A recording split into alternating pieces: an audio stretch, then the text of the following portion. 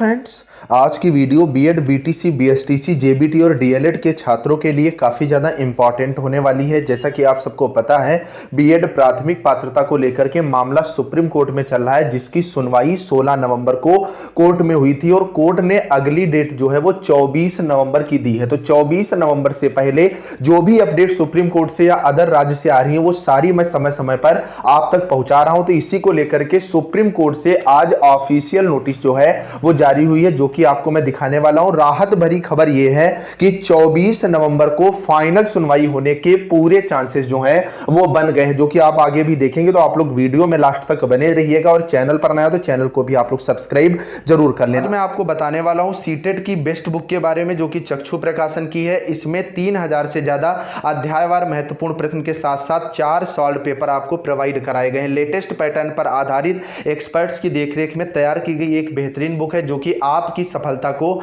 100% निश्चित कर देती है। और इसको बिल्कुल अपडेटेड तरीके से ऑनलाइन पेपर को ध्यान में रख करके बनाया गया है। और इस बुक को पढ़ने के बाद आप अपनी सफलता को निश्चित कर सकते हैं। ऑनलाइन खरीदने के लिए लिंक नीचे डिस्क्रिप्शन में पड़ोस की बुक स्टॉल से भी खरीद सकते हैं। और इस बुक में सभी क्वेश्चंस का व्याख्यात्मक हल भी प्रोवाइड कराया गया है। इससे आपकी तैयारी को और मजबूती मिलती है। इसके अलावा चक्षु प्रकाशन की सीटेट की और भी बुक मार्केट में लॉन्च हो चुकी हैं, जिन्हें आप पड़ोस की बुक स्टॉल से और नीचे डिस्क्रिप्शन में ऑनलाइन माध्यम से भी खरीद सकते हैं। तो देरी ना करते हुए हम लोग बढ़ेंगे।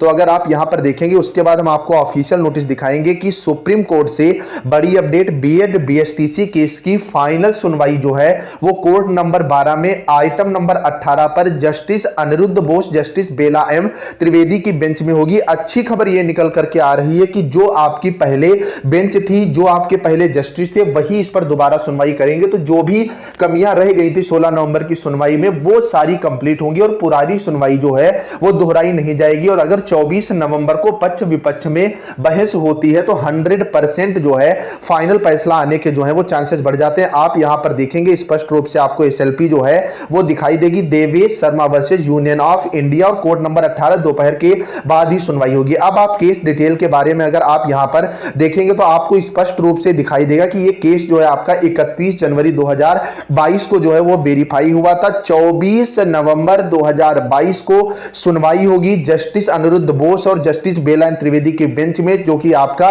सीरियल नंबर यहां पर 18 दिया गया है। अब आती है मेन बात निकल करके, अगर आप देखेंगे स्टेटस और स्टेज इसका क्या है, तो अभी पेंडिंग है क्योंकि हियरिंग जो है वो चल रही है। लेकिन अच्छी खबर यह है कि final disposal at admission stage civil cases list on 24/11/2022, order date 16/11/2022, मतलब 16 नवंबर 2022 के आदेश पर फाइनल सुनवाई 24 नवंबर 2022 को होगी। और बीएड छात्रों की तरफ से अगर एनसीटीई से आपके तुषार मेहता जी उतरते हैं तो 100% फाइनल सुनवाई होने की उम्मीद है। फिलहाल एमएचआरडी को इसके में कुछ दिक्कतें रह गई थी, उसी वजह से डेट जो है वो आगे बढ़ाई गई है। उम्मीद है कि एमएचआरडी भी तब तक अपनी तैयारी जो है वो पूरी कर लेगा। तो अब 24 नवंबर का यहां पर सभी को इंतजार रहेगा। अब मेन बात निकल करके आती, जो कि आप सब लगातार कमेंट्स मेरे पास करते रहते हैं कि सर क्या बीएड प्राथमिक से बाहर हो जाएगा। तो मैं फिर वही चीज आपको बता रहा हूं कि बीएड के बाहर होने के चांसेस उसी केसेस में है अगर एनसीटीई 28 जून 2018 वाले गजट को अमान्य करार देती है। अगर वो गजट मान्य रहता है तो बीएड को कोई भी बाहर जो है वो नहीं कर पाएगा। लेकिन अभी कुछ भी कहना जो है वो जल्दबाजी होगी। तो आप सब बस इसी के लिए प्रे कर सकते हैं